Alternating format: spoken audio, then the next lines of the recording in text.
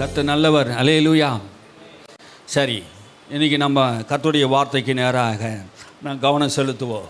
இன்றைக்கி நிறைய உபதேசங்கள், மனுஷனுடைய உபதேசங்கள் அதிகமாகிவிட்டது. மனுஷனுடைய போதனைகள் நிறைய ஆகிவிட்டது. மனுஷனுடைய உபதேசங்கள், மனுஷனுடைய கற்பனைகளை, பாரம்பரியத்தையும் கைக்கொள்கிற மனிதர்களாக இன்றைக்கி கிறிஸ்தவர்கள் மாறிவிட்டார்கள். தேவன் மேல் நம்பிக்கை வைக்க வேண்டியவர்கள், வசனத்தின் மேல் நம்பிக்கை வைக்க வேண்டியவர்கள் இப்போது தங்களுடைய பாரம்பரியத்தின் மேலேயும், சில போதகர்கள் தங்களுடைய வாழ்க்கை அனுபவத்தை அதையே வேதமாக மாற்றி மக்களுக்கு போதிக்கிறதையும் நாம் பார்க்குறோம். வசனங்களை போதிக்காமல் தங்கள் அனுபவங்களையும் தங்களுடைய வாழ்க்கையும் மற்றவர்களுக்கு போதிப்பது தவறான ஒரு காரியம் என்பதை அவர்கள் அறியாமல் தங்கள் அனுபவம்தான் வேத சத்தியம் என்று நினைத்து தங்கள் அனுபவங்களை மற்றவர்களுக்கு போதிக்கிறதை நாம் பார்க்குறோம். அது தவறான காரியம் என்பதை அவர்களுக்கு நான் நினைவூட்டுகிறேன். சபை மக்களே, நீங்கள் எல்லோரும் சத்தியத்தை அறிவி, சத்தியம் உங்களை விடுதலையாக்கும். வேதம் என்ன சொல்லுகிறதோ அதன்படி செய்யவே நாம் கடமைப்பட்டு இருக்கிறோம். ஆமே. என்னுடைய வார்த்தையின்படி நீங்கள் செய்யுங்கள் என்று சொன்னான். அவருடைய வார்த்தையின்படி ஒரு மனிதன் செய்யும்போது தான் வாழ்க்கை வளமாக இருக்கும். கர்த்தருடைய வார்த்தையை தேடி வாசிங்கள், அது ஒன்று ஜோடி சேர்க்கும். ஆமீன். அல்லேலூயா. ஆவியானவர் அந்த ஜோடி சேர்ப்பார். வார்த்தையில் உண்மையாக இருங்க, வார்த்தையில் கவனம் செலுத்துங்க. தேவனுடைய வார்த்தை என்ன சொல்லுகிறதோ அதன்படி செய்யுங்க. அல்லேலூயா.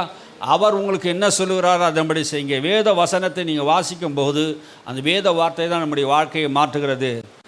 1 பேதுரு புஸ்தகம் 4ஆம் அதிகாரம் 11வது வசனத்திலே அப்போஸ்தலனாகிய பேதுரு தேவனோடு கூட இருந்தவர். அவர் சொல்லுகிற வார்த்தையை நீங்கள் கவனித்தால், ஒருவன் போதித்தால் தேவனுடைய வாக்கியத்தின்படி போதிக்க கடவான். ஒருத்தர் போதித்தால் எப்படி போதிக்கணுமா? தேவனுடைய வாக்கியத்தின்படி போதிக்க வேண்டும். ஒருவருடைய உபதேசம் எப்படி இருக்கணுமா? கர்த்தருடைய வார்த்தையின் அடிப்படையிலே தான் உபதேசம் இருக்கணும். ஆமே. நம்மளுடைய திருச்சபையிலே கர்த்தருடைய வார்த்தையின்படி உபதேசம் இருக்கணும். அல்லேலூயா. வீண் கதைகளை பேசி நேரத்தை நாம் வீணடிக்க கூடாது. இது வீணடிக்கிற நேரம் அல்ல. கர்த்தருடைய வேதத்தை நாம் போதிக்கணும். ஒருவன் போதித்தால் கர்த்தருடைய வார்த்தையின்படி போதிக்கணும். நிறைய பேருடைய போதனைகள் கட்டுக்கதைகளும் வீண் கதைகளையும், தங்களுடைய பெருமைகளும், தங்களுடைய பட்டங்களையும் பதவிகளையும், தங்களுடைய வறுமைகளையும் பேசிக்கொண்டு இருக்கிறார்கள். தங்களுடைய ஐஸ்வர்யமானதை பற்றி பேசிக்கொண்டு இருக்கிறார்கள். இதையே பேசிக்கொண்டு இருக்கிறார்கள். தங்களை தாங்களையே பிரசங்கித்துக் கொண்டு இருக்கிறார்கள். வசனத்தின்படி அவர்கள் போதிக்க வேண்டும். தங்களையே போதிக்கிறார்கள். சில பேர் என்ன பண்ணுவாங்க? மருத்துவ குறிப்புகளை போதிக்கிறார்கள். சில பேர் வாழ்க்கை தத்துவங்களை போதிக்கிறார். சில பேர் பாடல்களை பாடி, ஆராதனை பாடல்கள் சொல்லி சினிமா பாடல்களை பாடி என்ன பண்ணுறாங்க? சபைகளிலே போதிக்கிறார்கள். அப்படியா? வேதம் சொல்லுகிறது. பேதுரு என்ன சொல்லுகிறார்? ஒருவன் போதித்தால் தேவனுடைய வாக்கியத்தின்படி போதிக்க வேண்டும். கர்த்தருடைய வார்த்தை என்ன சொல்லுவதோ அதன்படி போதிக்கணும். அதன்படி போதிக்காமல் வேறொரு கதைகளை, கட்டுக்கதைகளும் கிழவி பேச்சுகளையும் சீர்கேடான வார்த்தைகளையும் பேசிக்கொண்டு இருப்பது தேவன் அருவருக்கிறார்.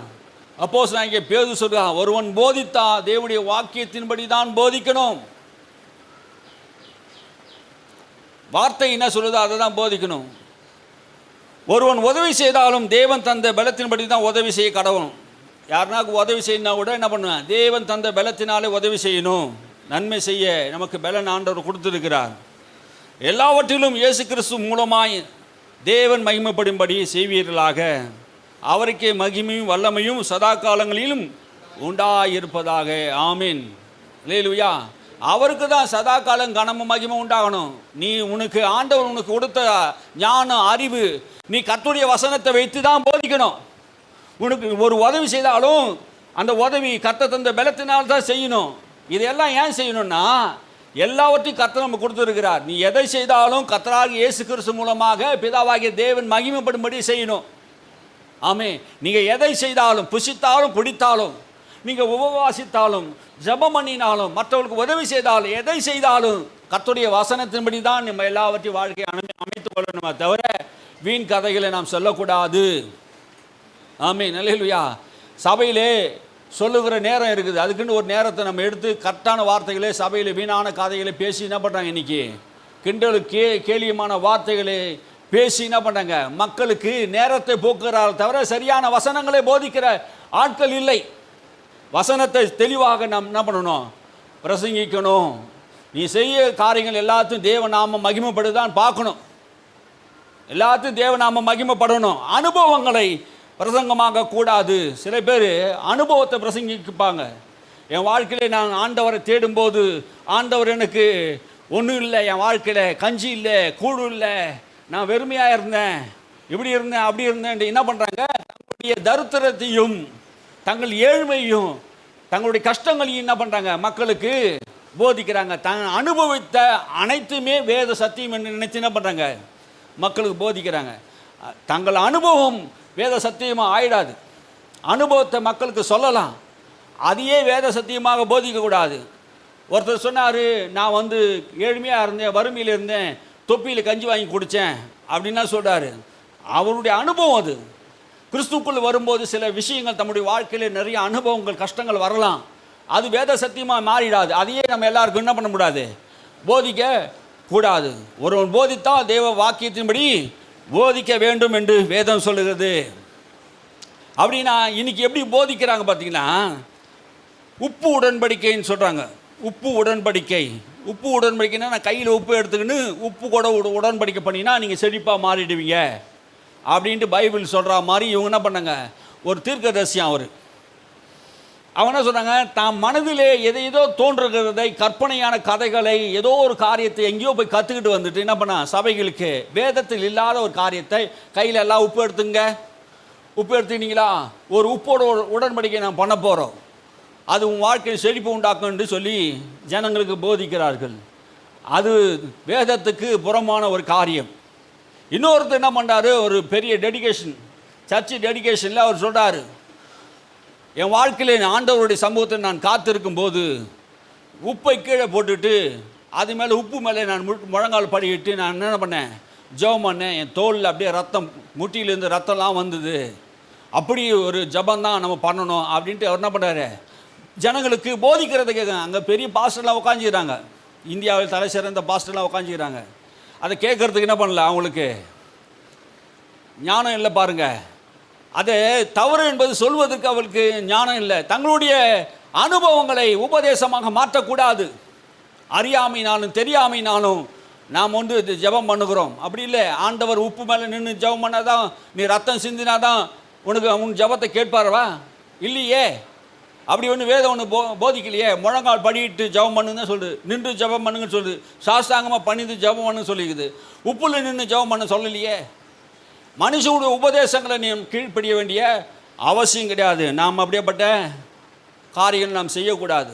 உபதேசங்கள், சரியான உபதேசங்களை நாம் கற்றுக்கொள்ள வேண்டும். காலில் விழ வேண்டாமா? கிறிஸ்தவர்கள், ரட்சிக்கப்பட்டவர்கள், ஞானஸ்நானம் பெற்றவர்கள், இயேசுவை ஏற்றுக்கொண்டவர்கள், இயேசுவை ஆண்டவராக இரட்சகராக ஏற்றுக்கொண்ட பிள்ளைகள் காலில் விழுந்து ஆசீர்வாதம் வாங்கலாமா? பாஸ்டர் காலில் விழலாமா? சொல்லுங்கள், பாஸ்டர் காலில் விழலாமா? விழக்கூடாது. நான் உங்களுக்கு போதிக்கிறேன், அவ்வளோதான். நானும் உன்னை போல மனுஷன், நானும் உன்னை போல ஒரே ரத்தத்தினால் மீட்கப்பட்ட போதகன் தான். எனக்கு ஆண்டவர் அந்த கிருபை கொடுத்துக்கிறார் போதிக்கிறதுக்கு. உங்களுக்கு உட்காந்து கேட்கவும், உங்களுக்கு சத்தியத்தை நடக்கவும் ஆண்டவர் உங்களுக்கு கிருபை கொடுத்துருக்கிறார்.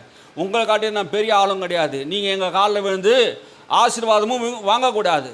ஒரு இடத்துல, ஒரு ஹோட்டலில் ஒரு இடத்துல நான் ஒரு மீட்டிங் கான்ஃபரன்ஸ் அட்டன் பண்ணியிருந்தோம்.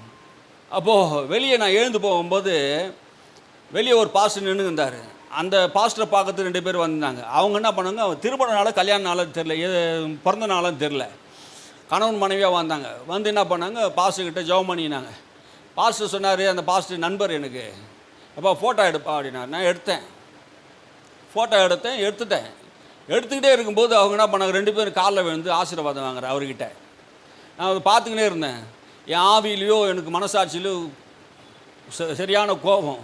அவங்க அப்படி போயிட்ட உடனே அவர் பாஸ்டர் நான் கூப்பிட்டு சொன்னேன், நீ எவ்வளோ பெரிய பாஸ்டராக இருந்துக்கோ, உங்கள் சர்ச்சில் 300-400 பேர் கூட வரட்டும், இதை கேட்டாலும் கேட்கட்டும், எவ்வளோ பேர் வேணால் வரட்டும். அவர் எதிரிலே சொன்னேன், எவ்வளோ பெரிய பாஸ்டராக வேணா இரு, உன் விசுவாசியை காலில் விழ சொல்லி வணங்குறாங்களே, அதெல்லாம் செய்யறது தப்புன்னு நீ சொல்லி கொடுக்க மாட்டியா? முகமாக கேட்டேன். நான் மறைவாக பேசுகிற ஆள் இல்லை, முகமாக என்ன பண்ணேன்? கேட்டேன், இது மாதிரி பண்ணுறிய உனக்கு தப்பாக தோணலையா? அவர் என்ன சொன்னார்? பேதுரு காலில் விழுந்தாங்களே கொர்நேலியோ அப்படின்னாரு. பேதுரு காலில் கொர்நேலியோ விழுந்தார். பேதுரு என்ன சொன்னார்? பேதுரு என்ன சொன்னார்?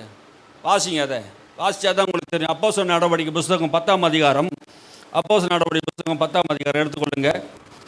25லேருந்து 27 வரைக்கும் நான் வாசிக்கிறேன். 10ஆம் அதிகாரம். பேதுரு உள்ளே பிரவேசிக்கிற பொழுது கொர்நேலியு அவனுக்கு எதிர்கொண்டு போய் அவன் பாதத்தில் விழுந்து பணிந்து கொண்டான். பேதுரு அவனை தூக்கி எடுத்து, எழுந்திரும், நானும் ஒரு மனுஷன்தான் என்றான். நானும் ஒரு மனுஷன்தான். கொர்நேலியு என்கிற மனுஷன் என்ன பண்ணிட்டான்? பேதுருவின் பார்த்த உடனே பேதுரு காலில் பாதத்தில் விழுந்து வணங்கி கொண்டான், ஆராதனை செய்கிறான், தொழுது கொண்டான். அப்போ பேதுருவை தேவதூதன் சொல்லுகிறான். ஆகினாலே தேவதூதன் சொன்னதினாலே பேதுரு வருகிறான், ஆவியானவர் அனுப்பப்படுகிறாரு. கொர்நேலியு எழுந்து பார்த்தபோது பேதுருவை பார்த்த உடனே என்ன ஆகிப்போச்சு? அவன் காலில் விழுங்குறான். புறஜாதிகள் எப்பயுமே என்ன பண்ணுவாங்க? பெரியவர்களை பார்த்தா காலில் விழுவாங்க. ஆனால் கிறிஸ்தவர்கள் அப்படி செய்யக்கூடாது. என்ன பண்ணக்கூடாது? கிறிஸ்தவர்கள் அப்படி செய்யக்கூடாது. ஒரு ஆண்டு விழாவில் அவர் ஒரு நண்பர் தான், ஒரு வயதானவங்க, கிட்டத்தட்ட ஒரு 65 வயசு. இவர் ஒரு போதகர், புதிதாக அப்போ தான் போதகராக மாறி அவர் என்ன பண்ணார்? சர்ச்சு ஆண்டு விழா வச்சார். நான் ஆண்டு விழாவுக்கு நானும் இருந்தேன் கூட. அந்த ஆண்டு விழாவில் அவர் அந்த அம்மா காலில் விழுறார். அந்த அம்மா காலில் விழுறார். விழுந்து என்ன பண்ணார்? காலை தொட்டு வணங்குறாரு. ஒரு போதகனாக இருந்து சத்தியம் தெரியாமல் இருக்கிறான். நான் கேட்டேன், ஏன்டா அது மாதிரிலாம் செய்கிறேன்னா, இல்லையே நான் விழலையேண்ணா, கண் எதிரில் பார்த்தேன், நான் விழலைன்னு சொல்கிறான். பார்த்து என் மனைவி கூட அதை பார்த்தாங்க, எல்லோரும் தான் பார்த்தோம், குடும்பம் நின்று பார்த்தோம். காலில் விழுறது நம்ம என்ன பண்ணல, செய்யக்கூடாது. இப்போது பேதுருடைய காலிலே இந்த கொர்நேலியு என்கிறவன் 100க்கு அதிபதி. அவன் பேதுருடைய காலில் விழுந்த போது அவர் சொல்கிறார், பேதுரு சொல்கிறாரு அவனை நோக்கி, வாசிங்க, பேதுரு அவனை தூக்கி எடுத்து எழுந்துரு, நானும் ஒரு மனுஷன்தான், என் காலில் விழாத, நான் ஒரு மனுஷன்தான். அப்போது யாருடைய காலில் விழணும்? கடவுளுடைய காலில் தான் விழணும்னு சொல்கிறாரு.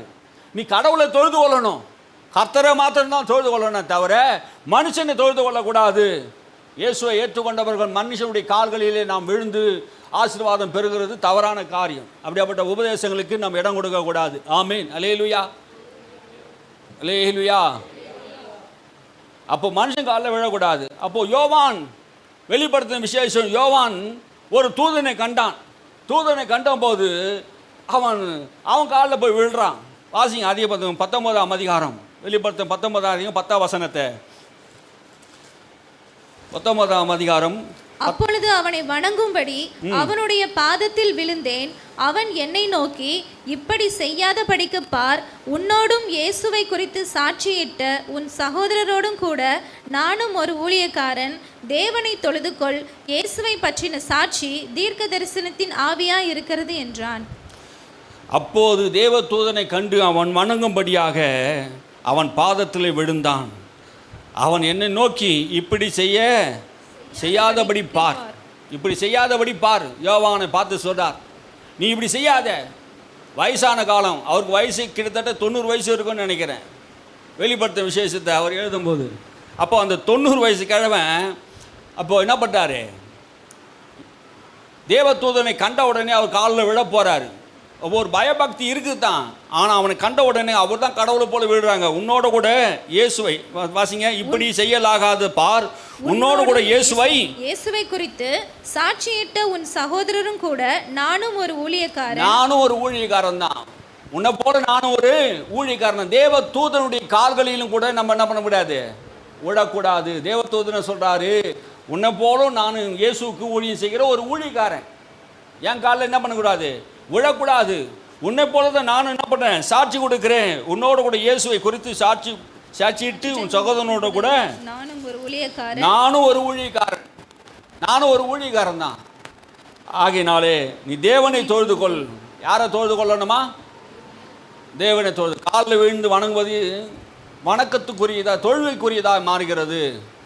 அப்போ ஆராதனைக்குரியதாக மாறுகிறது அப்படின்னு வேதம் சொல்லுகிறது. ஆகையினாலே மனுஷனுடைய கால்களை விழுந்து வணங்குவது தவறான காரியங்கள். மனுஷனுடைய உபதேசத்தின்படி நம்ம நடக்கக்கூடாது. அவங்க என்ன சொல்கிறாங்க? அவர் என்ன சொல்கிறாரு? நான் ஒரு விழாவுக்கு போகிறேன், போன வாரத்தோட ஒரு விழாவுக்கு போனேன். அது என்ன பண்ண? பூ புனித விழா, பொண்ணு வயசுக்கு வந்துட்டான், அந்த விழாவுக்கு போனேன். நான் போய் அவங்க குடும்பத்தை ஜெபம் பண்ணேன். என்ன பண்ணுறாங்க, எல்லாரும் என் காலில் விழுந்து வணங்கும்படியாக அவங்க என்ன பண்ணுறாங்க, கட்டாயம் பண்ணுறாங்க, வணங்குறாங்க. நான் என்ன பண்ணுறது சமூகத்தில் அப்படின்னு என்கிட்ட கேட்குறாரு. நீ போதகம் தானே, நீ போதகம் தானே, அப்படி போதிக்கணும். சபையில் என்ன பண்ணணும், இந்த மாதிரி காரியத்தை செய்யக்கூடாதுன்னு என்ன பண்ணணும், போதிக்கணும். ஒருவன் போதித்தா அதே வேத வாக்கியத்தின்படி போதிக்கணும். வேத வாக்கியம் இல்லாமல் போதிக்கக்கூடாது, வேத வாக்கியத்தின்படி போதிக்கணும். இப்படி தான் போதிச்சா தான் சத்தியம் வெளிப்படணும். ஆமேன். இதெல்லாம் சபையில் சொல்லிக் கொடுக்கணும். அப்போ மனுஷன் காலில் விழுவது தவறு, தூதர் காலில் விழுவதும் தவறு. யாரை தொழுது கொள்ளணும், கர்த்தரை தொழுது கொள்ளணும். இயேசு கிறிஸ்து தான் நம்முடைய ஆண்டவர். அவர் ஒருவருக்கு மாத்திரமே ஆராதனை கனத்தையும் செலுத்துவாயாக. உன் தேவனாய் கர்த்தர் ஒருவரே கர்த்தர். அவரை ஒருவருக்கே நீ ஆராதனை செய்யணும். அவரை ஒருவர் பாதத்தை பணிந்து கொள்ளணும். அவரை தான் தொழுது கொள்ளணும். அல்லேலூயா. மனுஷனுடைய கால்களில் அல்ல, எல்லா மனுஷனும் பாவிகள் தான், நீதிமான்கள் ஆக்கப்பட்டு இருக்கிறாங்க, அவ்வளோதான். அல்லேலூயா. எவ்வளோ பெரிய பரிசுத்தவான்களும் சரி, வரம் பெற்றவங்களாக இருந்தாலும் சரி, நீங்கள் அவங்க காலில் விழுந்து ஆசீர்வாதம் வாங்குவது தவறு. கைகளில் ஜெபம் பண்ணணும், கை வைத்து ஜெபம் பண்ணணும்.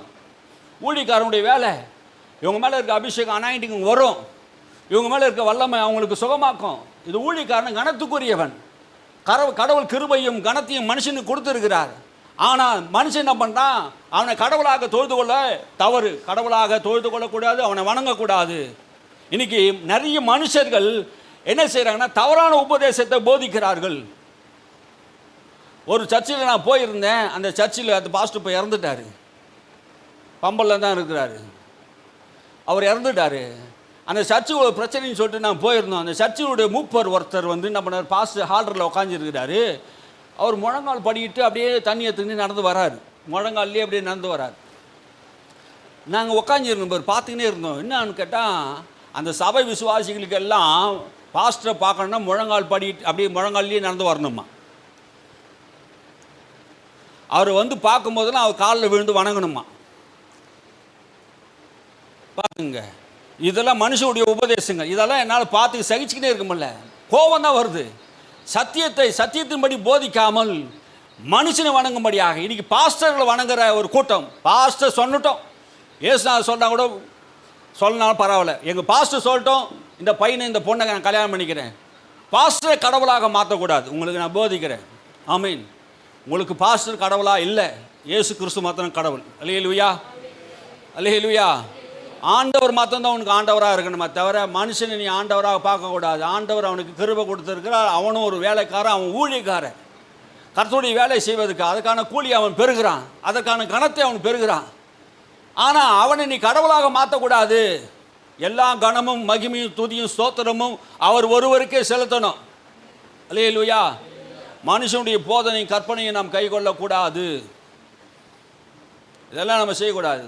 அப்போ முழங்கால் படிக்கிட்டு கடவுளுக்கு முன்னே வந்த முழங்கால் படிக்கணும். தெருவுலேயே நின்று ஆசீர்வாதம் வாங்குறான் அந்த சர்ச்சு விசுவாசி. நான் பார்த்துன்னே இருக்கும்போது ஒருத்தன் வந்தான். ஏன்னா ஒருத்தர்கிட்ட தான் நடந்து பார்த்தா இன்னொரு விசுவாசி வரான் பார்க்கறதுக்கு, அவன் தெருவுலேயே ஆசீர்வாதம் வாங்குறான். என்னடா இதெல்லாம் நடக்குது, என்ன உபதேசம் இது, எப்படி நடக்குது? மனவேதனையாக இருக்குது. தவறான உபதேசங்கள் மனுஷனுடைய கற்பனைகளை போதனைகளாக மாற்றி, சத்தியங்களை மாற்றி என்ன பண்ணுறாங்க, இப்படி செய்யுங்க ஆசீர்வாதம் வரும், எப்படி செய்தால் ஆசீர்வாதம் வராது, சாபம் தான் வரும், பூமியில் நீ இருக்கவே மாட்டேன். கடவுளுக்கு கொடுக்க வேண்டிய மகிமையை மனுஷன் திருடக்கூடாது. கடவுளுக்கு ஆராதனை செய்ய வேண்டிய மனுஷனை ஆராதனை செய்யக்கூடாது. மனுஷனுடைய பாதத்தில் விழுந்து வணங்குவது தவறான உபதேசம், தவறான காரியம். அதெல்லாம் செய்யவே கூடாது. சபைகளிலே இன்னைக்கு கர்த்தர் ஆசீர்வதிக்கிறார், உயர்த்துகிறார். ஆனால் சபைகளிலே இன்னைக்கு என்ன பண்ணாங்க, ஆசீர்வாத தட்டு கேட்டுக்கிறீங்களா? ஆசீர்வாத தட்டு, அது ஆசீர்வாத தட்டு இல்லை, ஆசீர்வாத துட்டு. அதுதான் நான் சொல்லுவேன், ஆசீர்வாத துட்டு. பணம் எப்படி சம்பாதிக்கணும், மனுஷனுடைய உபதேசங்கள். ஆண்டவர்கிட்ட காணிக்கை, ஆலயத்தை கட்டுவது காணிக்கை கேளு தருவார். விசுவாசிக்கிட்ட கேளுன்னு சொல்கிறார், மோசே மூலமாக சொல்கிறாரு. கேட்கலாம், கொடுக்கலாம், சபைக்கு கொடுக்கலாம். ஆனால் ஆசீர்வாத தட்டுன்னு வச்சு அதில் மோந்திரத்தை வச்சு பழங்கள்லாம் வச்சு அதை ஏலம் விடுவாங்களாம். யார் எடுக்கிறாங்களோ அந்த ஏலத்தை அவங்க ஆசீர்வாதமாக இருப்பாங்களாம். ஒரு அம்மா 1.5 லட்ச ரூபா கொடுத்து 1 லட்ச ரூபா கொடுத்து எடுக்குது. அந்த அம்மா நல்லா வசதியாக இருக்குது, பிள்ளைங்க நல்லா சம்பாதிக்கிறாங்க, லட்சக்கணக்கில் சம்பாதிக்கிறாங்க. அதனால் அந்த அம்மா எடுத்துட்டாங்க. வருஷம் அந்த அம்மாலாம் எடுக்கிறாங்களாம். ஆனால் அந்த அம்மா ஆசீர்வாதமாக இருப்பாங்க. அந்த விசுவாசி ஒருத்தர் கேட்டால், அண்ணா அவங்க சொல்கிற மாதிரி பார்த்தா வருஷம் வருஷம் அவங்களே ஆசீர்வாதத்தை தட்டு எடுத்து எல்லா ஆசீர்வாதத்தை அவங்களே பெற்றுக்கிறாங்க. என்னால் முடியலையே, அந்த 1.5 லட்ச ரூபா கொடுத்து எங்களால் எடுக்க முடியல, 1.25 லட்சம் என்ன இல்லை, அதெல்லாம் தப்பு இல்லைப்பா, தப்புப்பா அது. அப்படிப்பட்ட உபதேசம் தவறான உபதேசம். இந்த ஆசீர்வாத தட்டு இல்லை, ஆசீர்வாத துட்டு. அந்த பாஸ்டர் என்ன பண்ணுறாரு, ஆசீர்வாத துட்டு சம்பாதிக்கிறதுக்காக என்ன பண்ணுறாரு, ஜனங்களை வஞ்சிக்கிறார், ஏமாத்துறாங்க. இதெல்லாம் வேதத்துலேயும் இல்லைங்க. வேதத்தில் இல்லாத காரியத்தில் என்ன பண்ணுறாங்க, போதிக்கிறத நான் பார்க்குறோம். இதெல்லாம் தப்பு. நாள் பார்க்கலாமா, கிழமை பார்க்கலாமா, அதெல்லாம் இருக்குது. உங்களுக்கெல்லாம் இன்றைக்கி வச்சு செய்யணும் தான் இருக்கிறோம். ஆமீன், அல்லேலூயா. வச்சு செய்யணும் தான் இருக்கிறோம். நம்ம தமிழ்நாட்டில் சென்னை பாஷையில் என்ன சொல்கிறாங்க, இன்றைக்கி வச்சு செய்யலாம் அப்படின்வாங்க. இன்றைக்கி வச்சு நான் உங்களுக்கு என்ன பண்ணுவேன், போதிக்க தான் போகிறேன். ஆமீன். ஒருவன் போதித்தால் தேவனுடைய வாக்கியத்தின்படி போதிக்கணும். ஆமீன். வார்த்தையின்படி தான் போதிக்கணும். தான் இஷ்டத்துக்கு படி போதிக்கக்கூடாது. எதையோ ஒன்று நம்ம என்ன பண்ணக்கூடாது, ஒரு போதிக்கக்கூடாது. நீங்கள் என்னிலும் என் வார்த்தை உங்களிலும் நிலைத்திருந்தால் கேட்டுக்கொள்வது எதுவோ அதை உங்களுக்கு தரப்படும். இன்றைக்கி ஏன் நிறைய பேருக்கு கிடைக்கல தெரியுமா, நீங்கள் ஏன் அவர்களின் நிலைத்தில்ல, அவருடைய வார்த்தை உங்களுக்குள்ள நிலைத்தில்லை. வசனம் என்ன சொல்கிறது கவனிக்கிறது இல்லை. பாஸ்டர் என்ன சொல்கிறாரு கவனிக்கிறீங்களே தவிர வசனம் என்ன சொல்கிறது கவனிக்கிறது இல்லை. மனுஷனோட உபதேசத்தை நீங்கள் கேட்டு வாழாதீங்க. ஆர்சி பிஷப்புங்க, சிஎஸ் பிஷப்புங்க, இவங்கெல்லாம் என்ன சொல்கிறாங்க, மனுஷனோட உபதேசங்களை நிறைய என்ன பண்ணுறாங்க, போதிக்கிறாங்க. அதை செய்யுங்க, இதை செய்யுங்க. இயேசுநாத காலத்தில் அது போதிச்சாங்க. அதை தொடாதே, இதை தொடாதே. உங்கள் விசேஷர்கள் எல்லாம் கை கழுவாமல் சாப்பிட்றாங்களே, தப்பு இல்லை அது அப்படின்றார். கை கழுவாமல் சாப்பிட்றாங்களே, அது எவ்வளோ பெரிய தப்பு அப்படின்னா, அடப்பாவி, கை கழுவாமல் சாப்பிட்றது ஒன்று தப்பு இல்லை, அது வாய்க்குள்ளே போய் ஆசனம் வழியாக வெளியே போயிடும். இருதயத்திலிருந்து வாயில் புறப்படுகிற வார்த்தை ஒரு மனுஷனை தீட்டுப்படுத்தும். நீங்கள் உபதேசத்தை தப்பு தப்பாக பேசிக்கிறீங்க, பாத்திரத்தை சுத்தம் பண்ணுறீங்க, வெளிப்புறத்தை சுத்தம் பண்ணுங்க, உள்புறத்தையும் சுத்தம் பண்ணுங்க அப்படின்றார். அப்போது வேத வாக்கியங்கள் எல்லாம் நம் சரியான முறையிலே படித்து புரிந்து கொள்ளாத யூதர்கள், யூத வேதப்பாரர்கள், பரிசேயர்கள், சதுசேயர்கள், ஆயக்காரர்கள் எல்லாருமே வேதத்தை சரியாக புரிந்து கொள்ளாமல் வேதத்தை தப்பு தப்பாக போதிக்கிறாங்க. அதனால் இயேசு அவங்களை பார்த்து, பரிசேய சதுசேயரை பார்த்து கடிந்து கொள்கிறார். ஒருவன் காணிக்க கொடுத்தா அம்மா அப்பாவை கனம் பண்ணணும். அம்மா அப்பாவை கனம் பண்ணவே தேவையில்ல. பரிசேயர் சொல்கிற உபதேசங்கள், பரிசேயருடைய உபதேசங்கள், நீ அம்மா அப்பாவை கனப்படுத்த தேவையில்ல, அதுக்கான ஒரு காணிக்கை இருக்குது. அந்த காணிக்கை நீ செலுத்திட்டா நீ அம்மா அப்பாவுக்கு எந்த காணிக்கை நீ செலுத்தக்கூடாது. நீ இதெல்லாம் போதிக்கிறியே, இது தப்பா, தப்பு இல்லையா, தப்பான்னு தானே போதிக்கிறீங்க. தப்பாக போதிக்கிறானுங்க பரிசேய சதுசேயர்லாம். இன்றைக்கி வீணான வார்த்தைகளை போதிக்கிற மனுஷர்கள் இந்த உலகத்தில் நிறைய. ஆகினாலே நீங்கள் தேவனுடைய வசனத்தில் நிலைத்திருங்க. நீங்கள் என்னிலும் என் வார்த்தை உங்களிலும் நிலைத்திருந்தால் கேட்டுக்கொள்வது எதுவோ அது உங்களுக்கு செய்யப்படும். வார்த்தையில் நிலைத்திருக்கணும். ஜீவ உள்ள வார்த்தை நம்முடைய வார்த்தை, தேவ வார்த்தை, ஜீவ உள்ள வார்த்தை. எபிரேயர் 2ஆம் அதிகாரம் 12ஆம் வசனம் சொல்லுகிறது, என் வார்த்தை தேவனுடைய வார்த்தையானது ஜீவனும் வல்லமை உள்ளதுமாய் இருக்கிறது. அப்போ தேவனுடைய வார்த்தை தான் என்ன பண்ணுது, ஜீவனும் வல்லமை உள்ளதாக இருக்கிறது. இந்த வேத வசனம் தான் நமக்கு ஜீவனை கொடுக்கிறது, அதுதான் நமக்கு வல்லமை கொடுக்கிறது. அப்போ தேவனுடைய வார்த்தையை நான் நம்பணும்.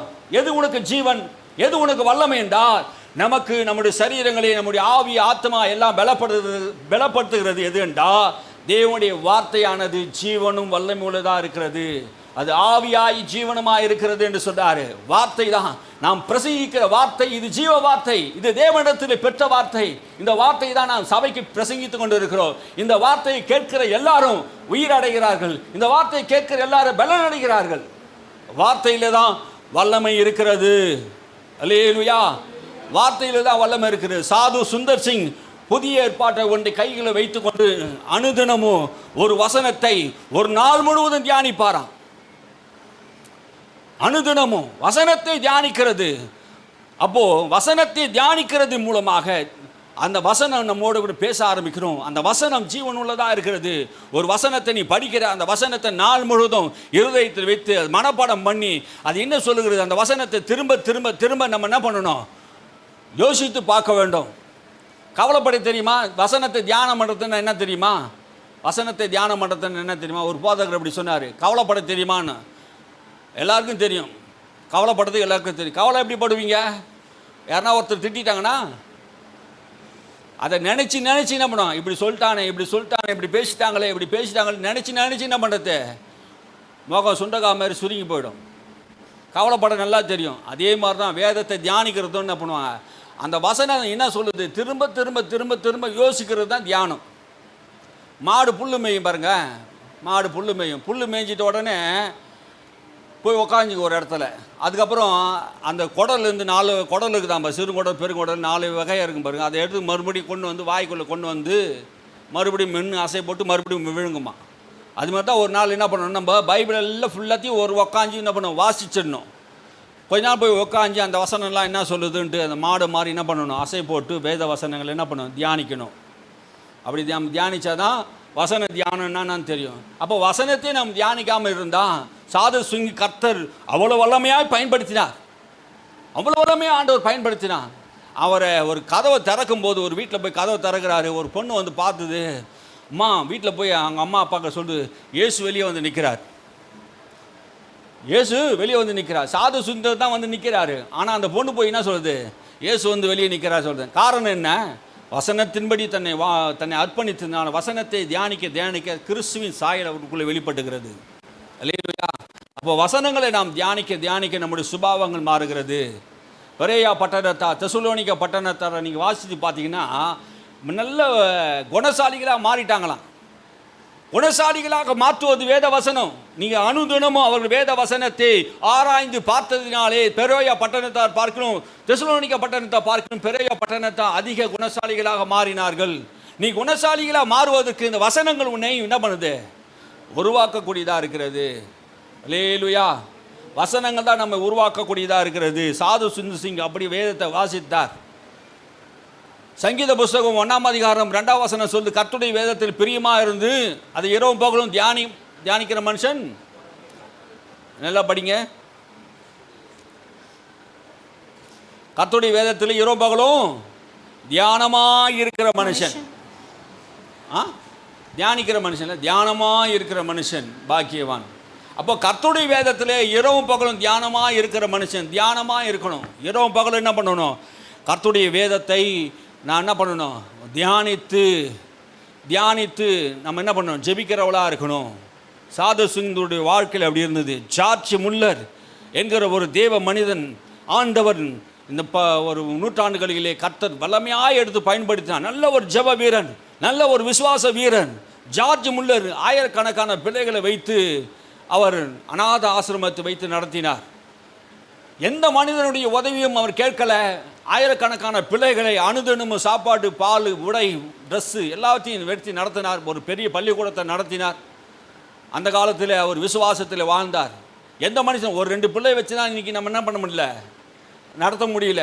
பிள்ளைக்கு ஃபீஸ் கட்டணும், பிள்ளைக்கு சாப்பாடு வாங்கி தரணும், ட்ரெஸ்ஸை வாங்கி தரணும், அதுக்கே நம்மளுக்கு என்ன பண்ணுது, திக்குமுக்கள் ஆடுது. ஆனால் விசுவாச வீரர் ஜார்ஜ் முல்லர் எந்த மனிதனும் கேட்கல. கிட்டத்தட்ட 2ஆம் உலகப் போருக்கு அப்புறம் 10,000 பிள்ளைகள் அவர்கிட்ட படித்தாங்களாம்.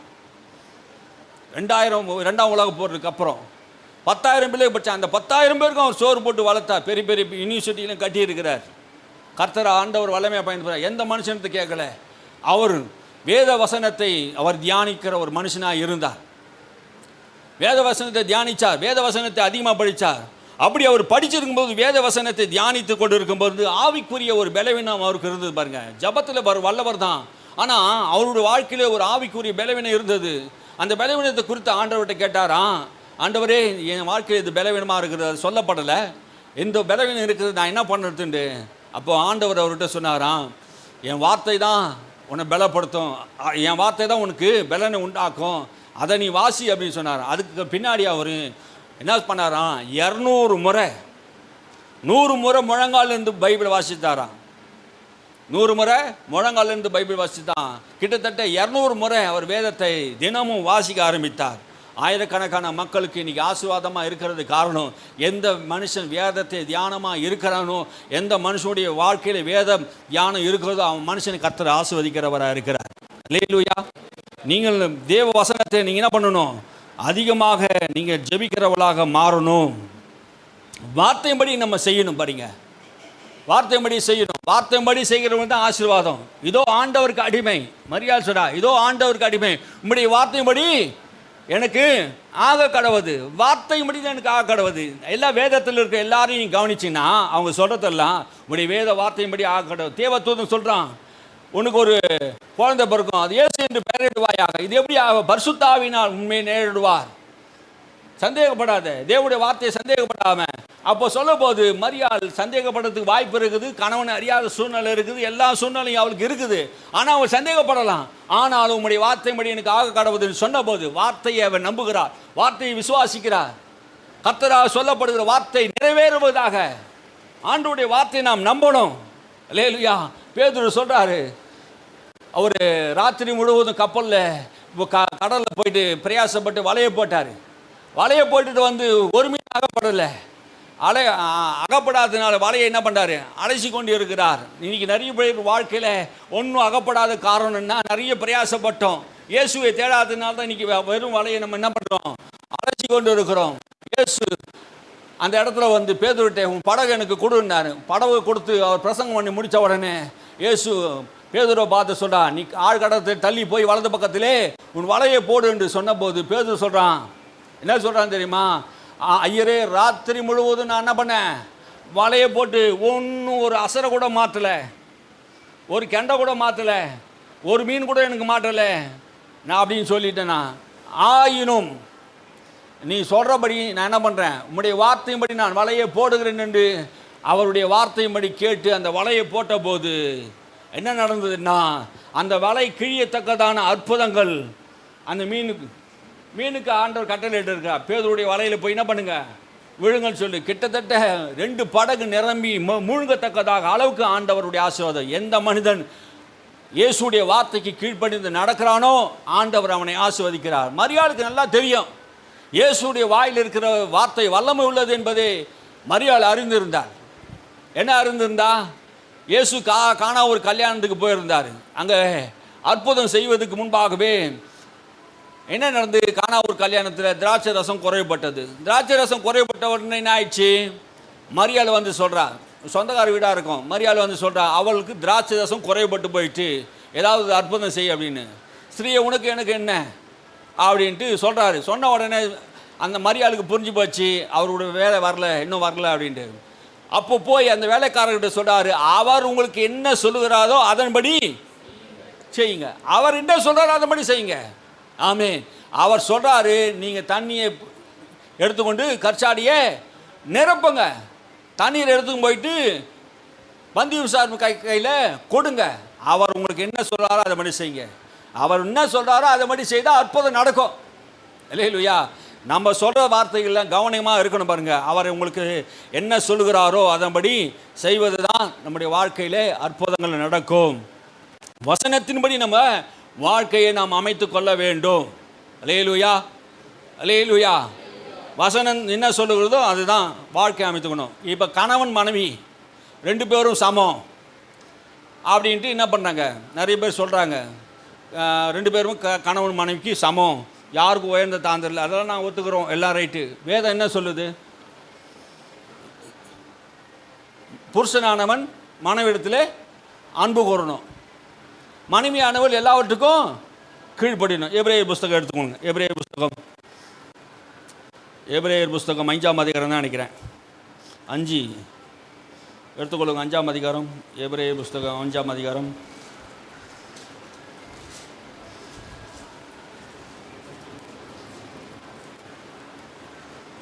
எபேசியர்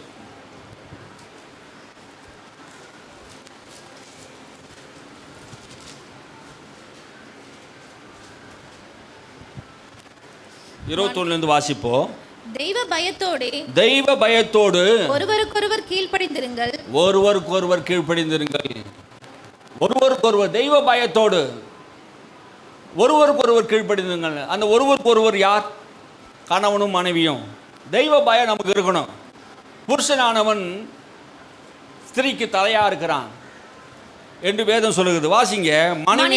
மனைவிகளே கர்த்தருக்கு கீழ்ப்படுகிறது போல உங்கள் சொந்த புருஷருக்கு கீழ்ப்படியுங்கள். இப்போ வேத வசனம் என்ன சொல்றது, நான் கீழ்ப்படிய மாட்டேன், அவர் வந்து ரட்சிக்கப்படல, அதனால நான் என்ன பண்ண மாட்டேன், கீழ்ப்படிய மாட்டேன் அப்படின்னு சொன்னாங்க. சிபிஎம் காரங்க ஒருத்தங்க எனக்கு தெரியும், அவங்க புருஷன் ரட்சிக்கப்படலை, பெரம்பூரில் அந்த அம்மா இருக்கிறாங்க. அந்த மனுஷனை ஒரு மனுஷனாவே அந்த அம்மா மதிக்காது. அவங்க வீடு கட்டி கொடுத்த ஒரு நாள் மனுஷனாவே மதிக்காது. அவன் இவன் வாடா போடான்னு தான் சொல்லுவோம் அந்த அம்மா. இந்த அம்மா நல்லா அந்நிய பாஷை பேசும், நல்லா என்ன பண்ணும், ஆவியிலே ஜெபிக்கிற ஆள், வசனங்களும் நல்லா தெரியும். ஒரு போதகன் எவ்வளோ அளவுக்கு வேதம் வாசிப்பானோ அந்த அளவுக்கு இந்த அம்மா வேதத்தை வாசிப்பாங்க.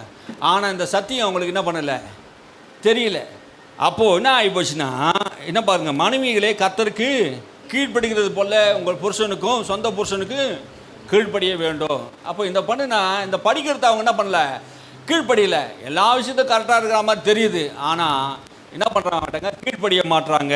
இது கீழ்ப்படியணும்.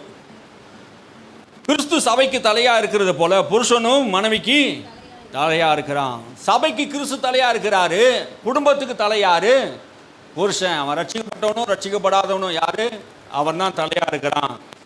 அவரே சரீரத்துக்கு ரட்சகராக இருக்கிறார். இயேசு தான் சரீரத்துக்கு ரட்சகராக இருக்கிறார். அதே போல் புருஷனுக்கும் மனைவி மேலே எல்லா அதிகாரமும் இருக்குது, எல்லாத்துக்கும் கீழ்ப்படியணும். அதே போல் புருஷனும் மனைவி கசந்து கொள்ளாமல் அன்பு கூறணும். ரெண்டுமே நடக்கணும் பாருங்க, அன்பு கூறணும். இதெல்லாம் வேத வசனம் சொல்லுகிறது. நான் கீழ்ப்படிய மாட்டேன், அடங்க மாட்டேன், எங்கள் பாஸ்ட்டுக்கு வேணா நான் கீழ்ப்படிவேன், என் புருஷனுக்கு நான் கீழ்ப்படிய மாட்டேன் அப்படின்னு சில பேர் என்ன பண்ணுவாங்க, போதிப்பாங்க. ஆனால் பேதுரு என்ன சொல்கிறாரு, புறம்பான அலங்கரிக்காமல் உங்கள் சாந்தம் அமைதல் உள்ள குணங்கள் எல்லாரும் காணும்படியே செய்யுங்க.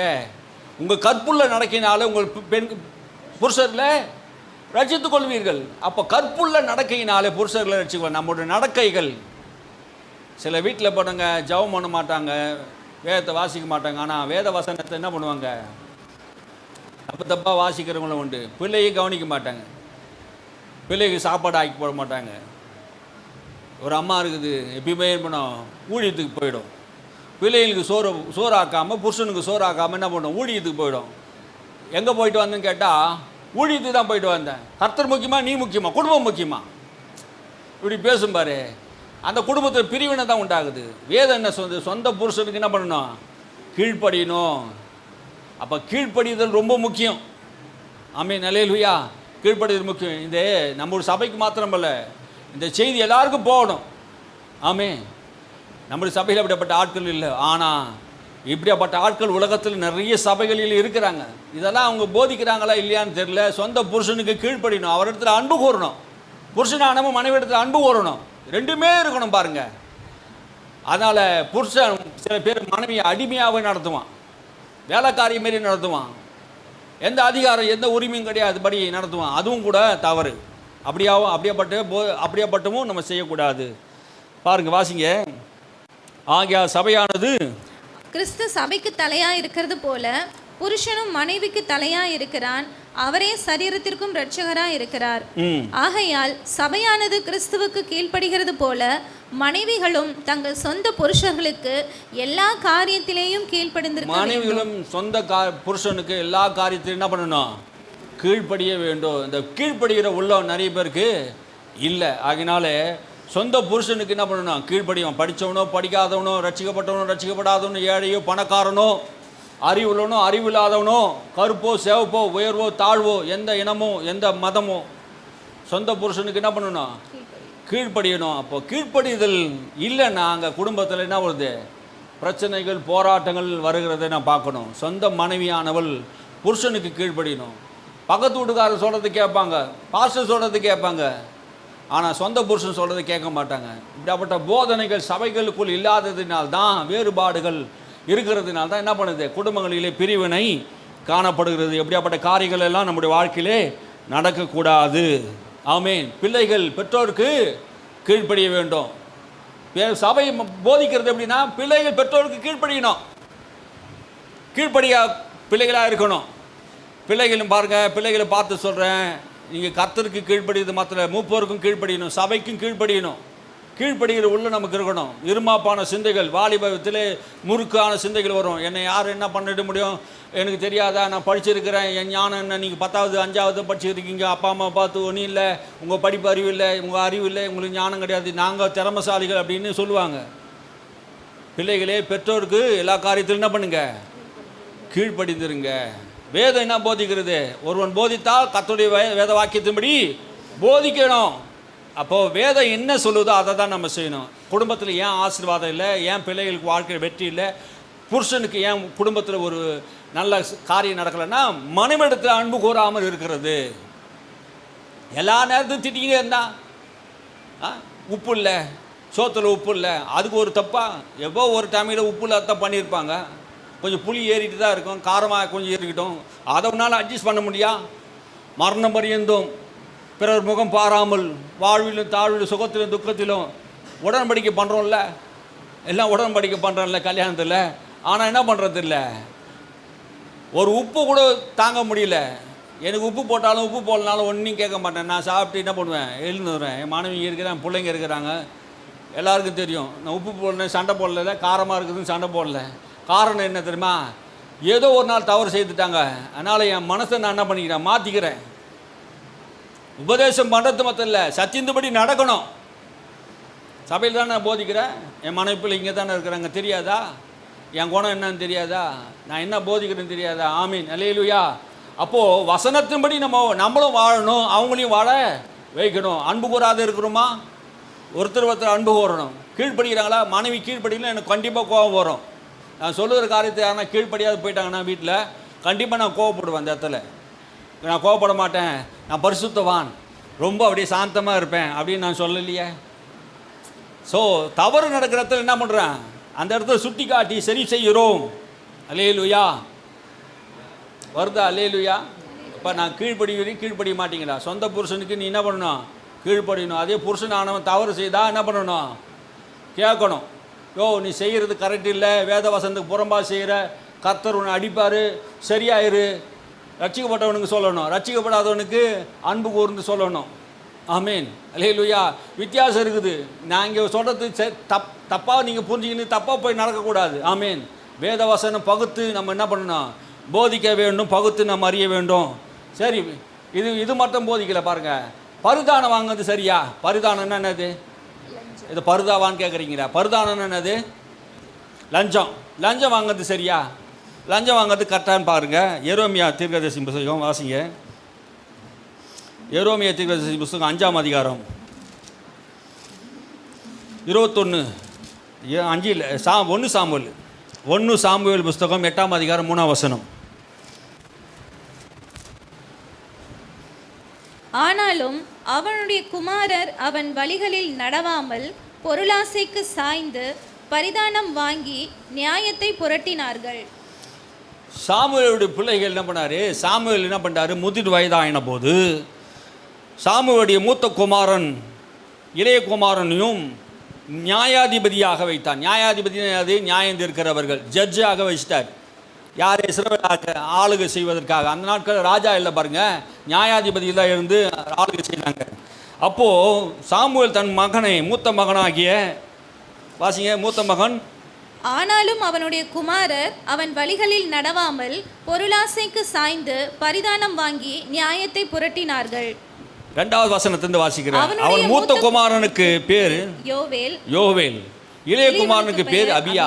யோவேலும் அபியாவையும் கர்த்தர்னு அந்த அவங்க என்ன பண்ணிட்டாங்கன்னா நியாயாதிபதியாக என்ன பண்ணாங்க, பேர்சபாவிலே நியாயாதிபதிகளாக இருந்தார்கள். அந்த ஊர் கிராமத்தின் பேர், அந்த பட்டணத்தின் பேர் பேர்சபாவிலே. தான் முதல் பேர்சபா வரைக்கும் சாமுவேல் என்ன பண்ணார், தேவனுடைய வார்த்தையை அறிவித்தார், நியாயாதிபதியாக இருந்தார். ஆனால் சாமுவேலுக்கு வயதான காலத்திலே தன்னுடைய மகனை 2 பேரும் நியாயாதிபதியாக வைக்கும்போது இந்த நியாயாதிபதி ஸ்தானத்தில் வந்தவங்க இவங்க என்ன பண்ணிட்டாங்க, பரிதானம் வாங்குகிறவர்களாக மாறிட்டாங்களாம். வாசிங்க இப்போ.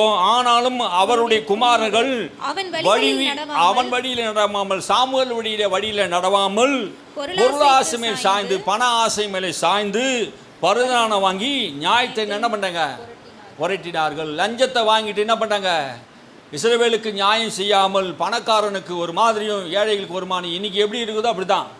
இன்றைக்கி எந்த இடத்துலையும் என்ன பண்ணுறதில்ல, பரிதானம் வாங்காதது இல்லை பாருங்க. லஞ்சம் வாங்குகிற கூட்டங்கள். லஞ்சம் வாங்கலாமா? கிறிஸ்தவர்கள் லஞ்சம் வாங்கக்கூடாது. சாமுவேல் பிள்ளைகள் லஞ்சம் வாங்கினாங்க, அவருடைய வாழ்க்கை பரிதாபமாக அவர்கள் மரித்து போனார்கள்.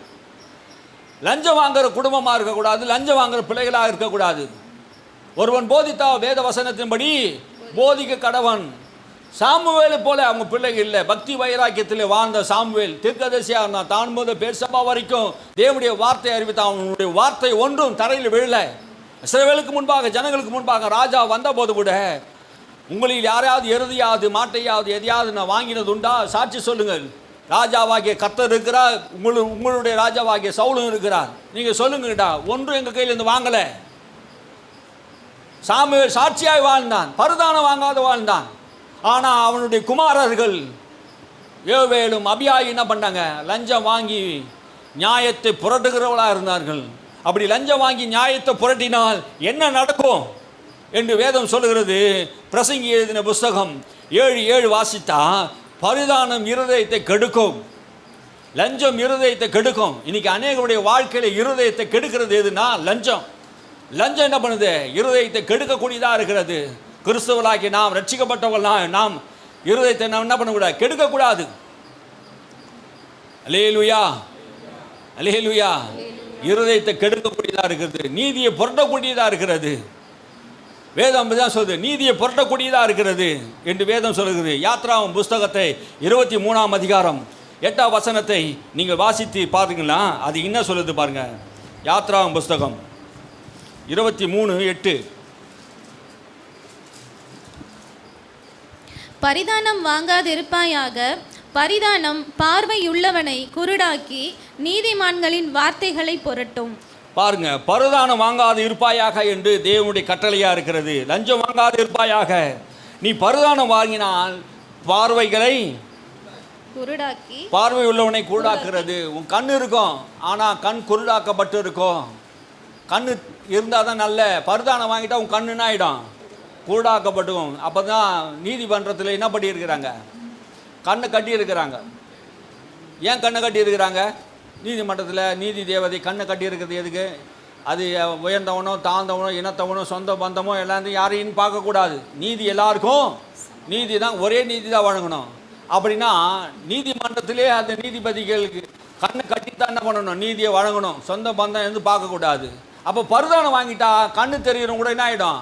கண்ணு குருடாக்கப்பட்டிருக்கும். நீ குருடன் போல என்ன பண்ணக்கூடாது? நியாயத்தை புரட்டி சொல்லக்கூடாது. வாசிங்க. நீதிமான்களின் வார்த்தைகளை புரட்டும். நீதிமானுடைய வார்த்தையும் புரட்டும். நீ நீதிமானா இருக்கவே முடியாது. வார்த்தை என்ன பண்ணுவ? புரட்டிடுவே. ஏன்னா லஞ்சம் வாங்கிட்டல. லஞ்சம் வாங்கிட்டே என்ன பண்ணுவாங்க? நான் ஸ்டேஷனுக்கு போலீஸ் ஸ்டேஷனில் போகும்போது சில பேர் லஞ்சம் வாங்கிட்டான்னா என்ன பண்ணுவான்?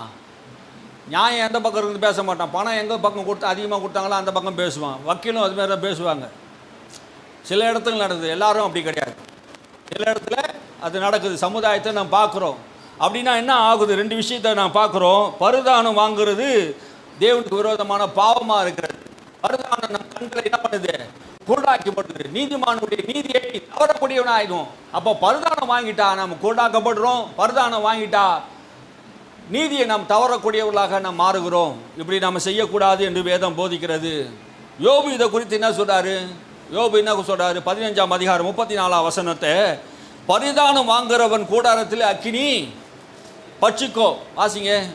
பரிதானம் வாங்குற கூடாரத்தில் அக்கினி பட்சிக்கும். 15:34. மாயக்காரரின் கூட்டம் வெறுமையாய் போகும், பரிதானம் வாங்கினவர்களின் கூடாரங்களை அக்கினி பட்சிக்கும். அப்போ லஞ்சம் வாங்குற குடும்பத்தில் என்ன பண்ணுது? அக்கினி பட்சிக்கும். உங்கள் வாழ்க்கையில் லஞ்சம் வாங்கக்கூடாது என்று வேத வசனம் போதிக்கிறது. ஆமென், அல்லேலூயா. நிறைய விஷயங்களே ஆண்டவர் சாட்சியாக போதிக்கிறார். அப்போ ஒருவன் போதித்தால் எதை போதிக்கணும்? தேவனுடைய வாக்கியத்தின்படி போதிக்கணும். அப்போது வேத வார்த்தை தான் நம்முடைய வாழ்க்கை முறையாக இருக்கணும். மனுஷனுடைய கற்பனைகளோ மனுஷனுடைய போதனைகளோ மனுஷனுடைய பிரமாணங்களோ நாம் கற்றுக்கொள்ளக்கூடாது. வேதம் என்ன சொல்லுகிறதோ அதை நாம் செய்யணும். அவர் உங்களுக்கு என்ன சொல்லுகிறாரோ அதன்படி நாம் செய்யணும். அதன்படி தான் செய்யணும். அப்போது ஒரு பாஸ்டர் வந்து வேதத்தில் இல்லாத காரியத்தை சொன்னால் நீங்கள் அதை செய்வீங்களா? போதித்தா செய்வீங்களா? அப்படி செய்யணுன்னா உங்களுக்கு வேத அறிவு வேணுமே. வேதத்தை நீங்கள் வாசித்தா தானே இது சரி சரியில்லைன்னு தெரியும். அப்போ நீங்கள் என்ன பண்ணணும்? வேதத்தை நீங்கள் நிறைய வாசித்தா தான் அப்போது நீங்கள் சரியான முறையில் வாழ்க்கையை நடத்த முடியும். இப்போ என்ன சொல்கிறார் ஆண்டவர்? உங்களுக்கு சத்தியத்தை அறிவி, சத்தியம் உங்களை விடுதலையாக்கும். வசனத்தில் நிலைத்திருங்கள். மனுஷ உபதேசத்தை கை கொள்ளாதிருங்க. மனுஷனுடைய பாரம்பரியத்தை கை கொள்ளாதிருங்க. அவங்க என்ன சொல்கிறாங்களோ அதன்படி நீங்கள் செய்யாதீங்க. அவர் உங்களுக்கு என்ன சொல்லுகிறாரோ அதன்படி செய்யுங்க. என் வேத மகத்துவத்தை நான் அவங்களுக்கு எழுதி கொடுத்தேன், அவர்கள் அந்நிய காரியமாக எண்ணினார்கள். வேதத்தை நான் எழுதி கொடுத்துட்டேன், என்னுடைய சித்தத்தை என்னுடைய விருப்பத்தெல்லாம் எழுதி கொடுத்துட்டேன். நீங்களும் என்ன பண்ணிட்டீங்களா? ஏதோ அந்நிய காரியமாக இருக்குது, எங்களுக்கு இல்லை, இது வேற யாருக்கோ எழுதி கொடுத்தாரு நினச்சிட்டு நம்ம இருக்கிறோம். இது நமக்காக அதை எழுதி கொடுத்துருக்கிறார். அல்லேலூயா, அல்லேலூயா. மிச்சம் முக்கியமான விஷயம் சாயந்தரத்தில் இருக்குது. டைம் ஆகிப்போச்சு.